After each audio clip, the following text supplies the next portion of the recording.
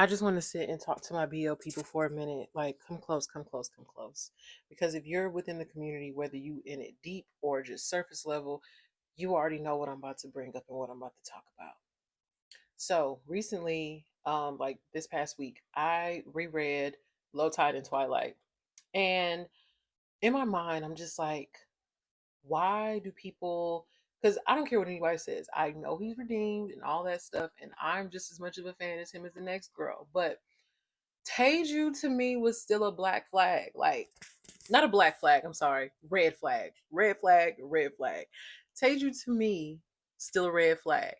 And I often look at, you know, MLs like Teju and Caesar and amongst other ones. And I'm just like, why do people think that they're just so amazing, but they hate Jake Young? I ask myself that question a lot. So, in the midst of me rereading Low Tide and Twilight, there was a couple of things that I might have thought would make a little bit more sense as to why people prefer the actual red flags over what I would probably call him a yellow flag.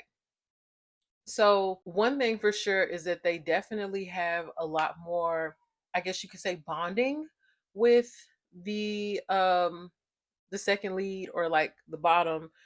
And what I mean by that is that we really only saw that with Jake and Dan like one time. Like the day that Jake, he took off work and they were swimming and playing games and stuff.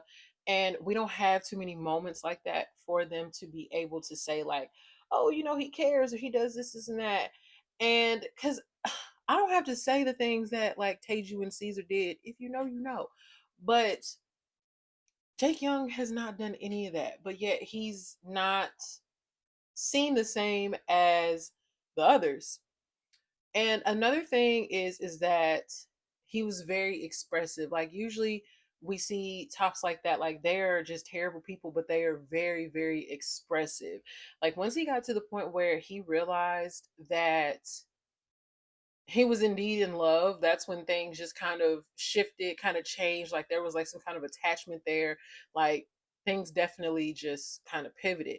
And so I think because again, we don't see that with Jake Young. Like he's very guarded with his feelings and whatnot. It also just kind of leads people to believe that he don't like Dan like that for real. And I think that he does. I think he very much does, but I don't even think that he knows that within himself. And another thing is that which I think also just kind of like really really ties into the other two is that we kind of got a little bit of begging throughout the entire series and throughout the entire story when it comes to that, and we don't see that from Jake Young. Like again, everything is just implied, but it's not outright said. If you're a person who likes any of the toxic red flag tops that I named and you don't like Jake Young, tell me why. Like, I'm really, really interested to know because this is something that I see a lot and this is something that I see often. But I'm not going to lie, I never see anything that just like kind of makes sense to me.